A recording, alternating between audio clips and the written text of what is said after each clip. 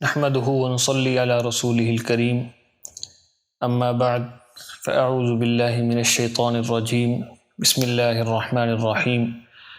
وما اصابكم من مصيبة فبما كسبت ايديكم ويعفو عن كثير صدق اللہ العظیم۔ قرآن پاک کی اس آیت مبارکہ اور دیگر بہت سی آیات سے یہ معلوم ہوتا ہے کہ اس دنیا میں ہم پر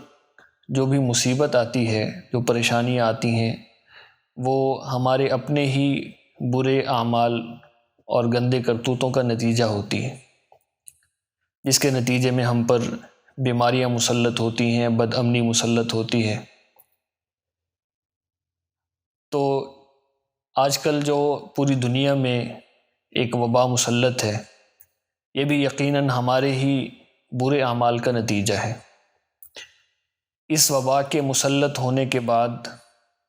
ہمیں یہ چاہیے تھا کہ بحیثیت مسلمان اور بحیثیت قوم ہم اجتماعی توبہ کرتے، تاکہ اللہ تبارک و تعالیٰ کی ہم پر جو ناراضگی ہے یہ ختم ہوتی اور اللہ تبارک و تعالیٰ اس وبا کو اس دنیا سے ختم فرماتے۔ لیکن ہمارا مزاج ایسے بن گیا ہے کہ ہم اس وبا کو بھی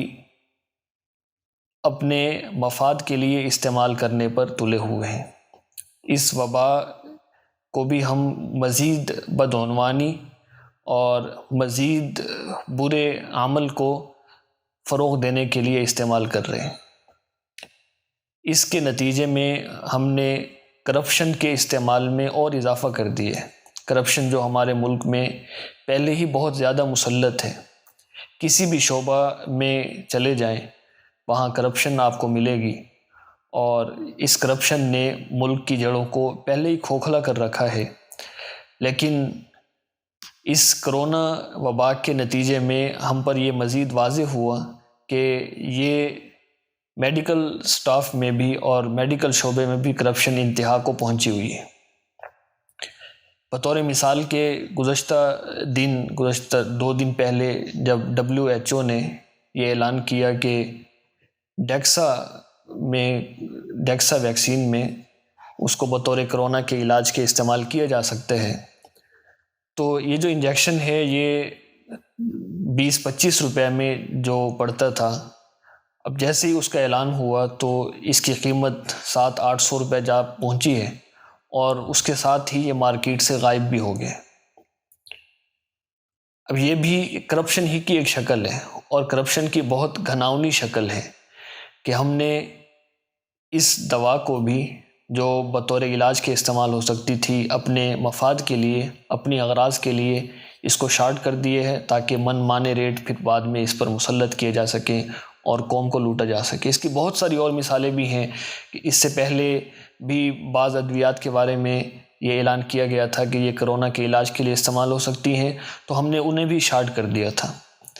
تو یہ کرپشن ہے جس کے نتیجے میں ہم پر یہ بیماری مزید زیادہ طور پر مسلط ہو سکتی ہے۔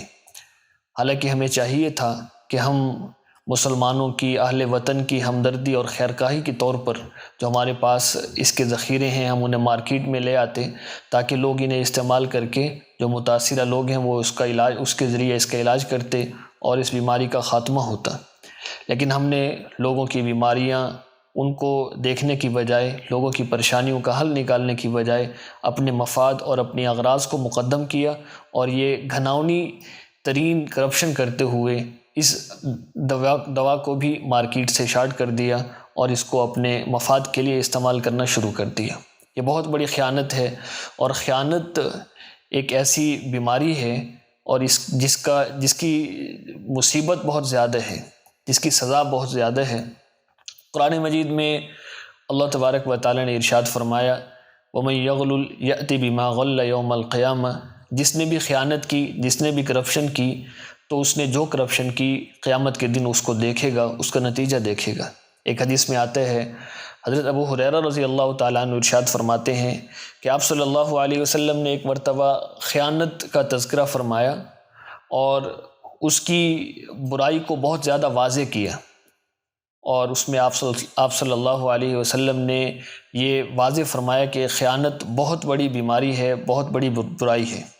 چنانچہ آپ صلی اللہ علیہ وسلم نے فرمایا کہ قیامت کے دن میں تمہیں ایسا نہ پاؤں کہ تم میں سے کسی ایک کی گردن پر منمناتی ہوئی بکری ہو، ہنہناتا ہوا گھوڑا ہو، یعنی اس نے سرکاری مال کے یا کسی اور کے مال میں بکری کی، گھوڑے کی خیانت کی ہو، اور وہ پھر مجھ سے کہے کہ یا رسول اللہ میری مدد کیجئے، مجھے اس مصیبت سے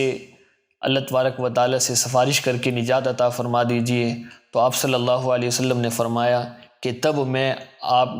آپ کی مدد نہیں کروں گا، اور میں یہ کہوں گا کہ میں اس معاملے میں کسی چیز کا اختیار نہیں رکھتا۔ اسی طرح آپ صلی اللہ علیہ وسلم نے ارشاد فرمایا کہ ایسا نہ ہو کہ قیامت کے دن تم میں سے کوئی شخص آئے اور اس کی گردن پر اونٹ ہو۔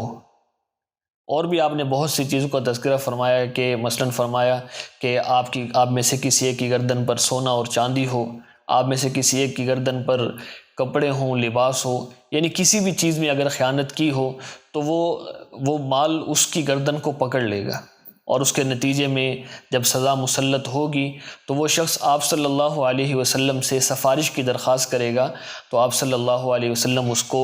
جواب دے دیں گے کہ میں آپ کی اس وقت سفارش نہیں کر سکتا، اور آپ کی سفارش سے مجھے منع کر دیا گیا۔ دیکھیے، ہم آپ صلی اللہ علیہ وسلم ہی کی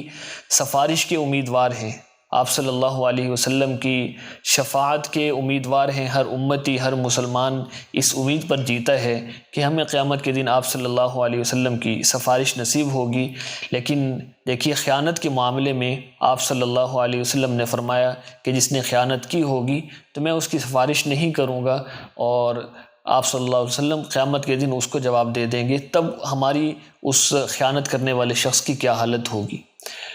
تو اس لیے ہمیں بطور مسلمان کے، بطور امتی کے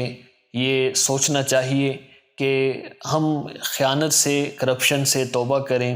اور مسلمانوں کے، اہل وطن کے، انسان کے فائدے کے لیے جو چیز ہے جو ہم کر سکتے ہیں وہ انہیں مہیا کریں، نہ کہ ہم ان کے فائدے کے لیے جو چیزیں ہمارے پاس موجود ہیں انہیں چھپانے کی کوشش کریں اور اس میں خیانت کرنے کی کوشش کریں۔ اللہ تبارک و تعالی ہم سب کو کرپشن سے، خیانت سے محفوظ فرمائے، ہمارے وطن عزیز کو کرپشن سے اور خیانت سے محفوظ فرمائے، اس وبا سے ہم سب کو نجات عطا فرمائے۔ وآخر دعوانا الحمدللہ رب العالمین۔